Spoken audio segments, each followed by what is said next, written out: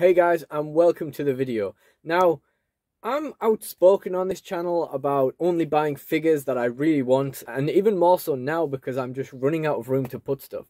I'm very outspoken about only wanting particular things and only buying exactly the things I want for a particular price, and being so tight with money and refusing to buy anything else. I've also mentioned on this channel many times how little room I'm starting to have because of all the figures that I've been picking up over the years. And that is why I thought it would be cool to talk about today 5 figures that I regret buying. Now in this video I'm only talking boxed figures that are still on my shelf, taking up more space, that I could have just done with not having right now. So number 5 was a little bit harder to settle on because there was a couple of options, all of which weren't terrible. But the one I went for in the end is the Royal Rumble Elite Stone Cold Steve Austin. Now, at this point, I will point out that on this list, it doesn't necessarily mean they're a bad figure. If it was a bad figure, I wouldn't have bought it in the first place. But it does mean that I just don't need it. And in this instance, I bought the Steve Austin because at the time, I needed a replacement for my Defining Moments Austin because the joints weren't great. And I really liked the head on this. I thought it was a really good head, and it still is a really good head. And I thought that's why it would be worth picking this up. And I got this in an order with an Umaga and a British Bulldog, both of which could have also been on this list because it was a full order of figures. I was kind of like unsure on whether I even wanted them or not. And as time's gone by, and I actually ended up getting a replacement Defining Moments Austin really cheap on eBay, I kind of feel like, although the head is really good on this, I'm fine with the Defining Moments. The Defining Moments figure does the job fine, and I really didn't need to buy this. But to be completely fair, at the time I didn't know I was going to find a loose Defining Moments figure to replace my original one for like £6 on eBay. So I wasn't to know that. This did seem like the best idea at the time. And that's why this is so low on the list and could have easily not been on the list. This has gone up in price now, so I am tempted to put it up on eBay. That head is good though, isn't it? It's just the fact that there's nothing wrong with the Defining Moments one either, in my opinion. And that is why Steve Austin is number 5 on this list. Number 4 on this list is Summerslam Viscera. Now again, I don't regret in any way owning an Elite Viscera. I absolutely love this figure. I absolutely love having an Elite Viscera. I can't wait to use him when I eventually get my act together and my figure fed. I wanted an Elite Viscera so badly that I bought one when they first hit stores off eBay for £25.70. This was the most expensive figure I had for a very long time. That seemed like what I had to do to get the figure at the time. And then fast forward around a year later, and they popped up in B&M again for £17.99, and there was plenty of them. Now, as weird as this might sound, I was so frustrated about having paid £25.70 to get mine that I bought another one for £17.99. And there were a few issues with the original figure that I had. This one's hair is sat in a lot better. The buttons are a bit better painted. And the eyes are a little bit better as well. As much as these are daft details, it's kind of the hair was kind of putting me off because there was a little gap at the top where the hair sits in. I thought that's not going to be attractive on figure photography. But mainly I was being tight. I was frustrated that I didn't get the Viscera for £17.99. So I decided to look at it as if in the future, when the Viscera is worth more than that, I bought the £25.70 one then, and then resold it at the time for whatever it is then worth. It's a really stupid way of looking at things. But apparently it made me feel better about it. So I don't know whether I regret buying the one that was £17.99 because I already had the figure. This is in a better condition, but, you know, basically already had the figure without any major issues with it. Or whether I regret buying the £25.70 one at the time, which I can't really regret too much because ultimately, at the time, it seemed like the only option I had to get the figure. So again, just like the Austin, I didn't know that I was going to have a chance to get this second Viscera figure. Either way, I've got 2 Visceras now, and it's going to be a while before I can sell one of them on to recoup the £25.70 I originally paid. Not the £17.99 I paid for the second one. I decided I needed the money back for the first one. So it might take a while. And that's why he's on this list. In at number 3 here, I'm going to go with the other figure I got from the Royal Rumble series, as I mentioned earlier, the Umaga.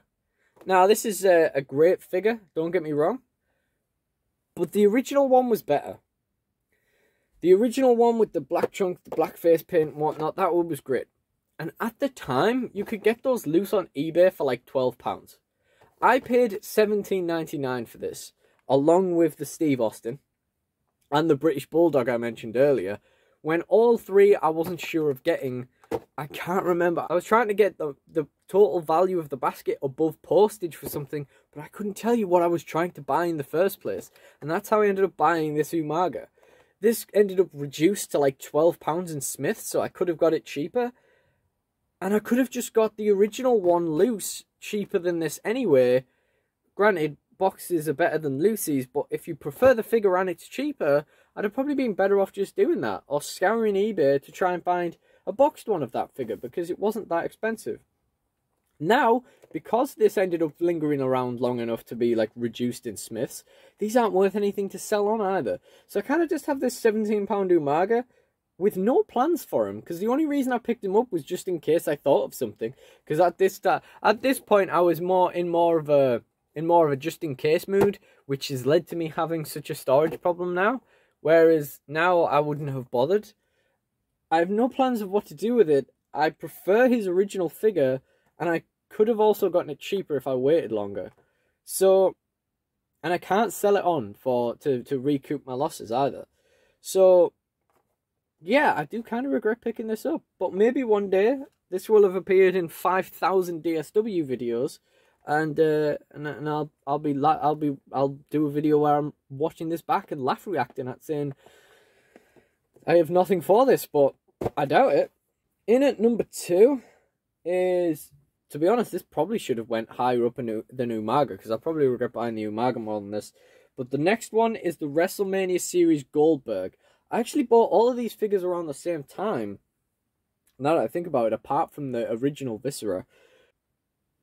Again, with the idea of thinking, just in case, I might want a Goldberg down the line. But here we are over a year later, and I've barely filmed anything since I bought this figure.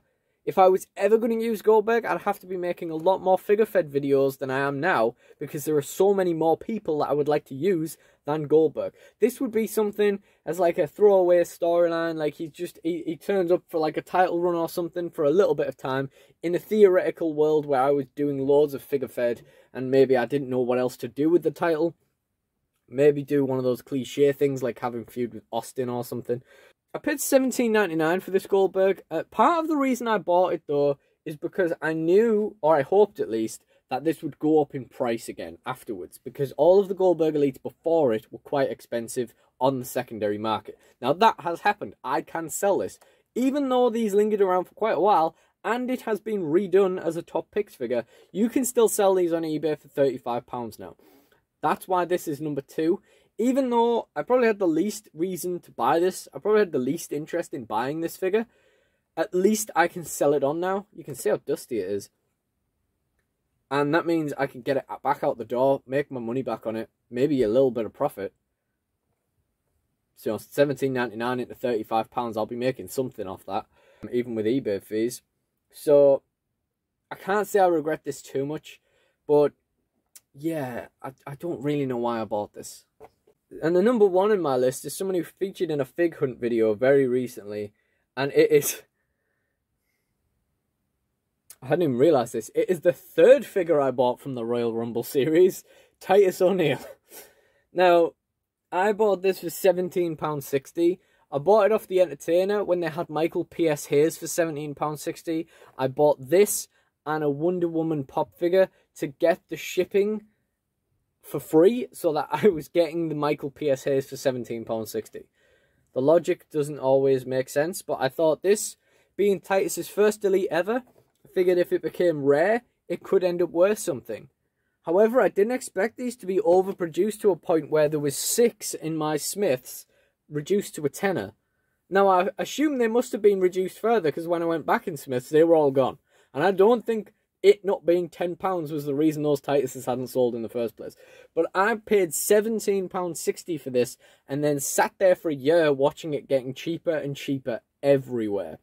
I don't know why I bought this. I just thought, you know, it's a kind of cool thing to have around. I'm going to use him as an enhancement talent. I'm going to open him and use him. But I definitely could have got him cheaper. At the time, I was thinking about doing the NWA pick fed. So he's someone who could have turned up, could have teamed him up with Darren Young, could have done all sorts of stuff with him. It kind of made sense. But looking back, I spent £17.60 on a Titus ONeil figure. Why?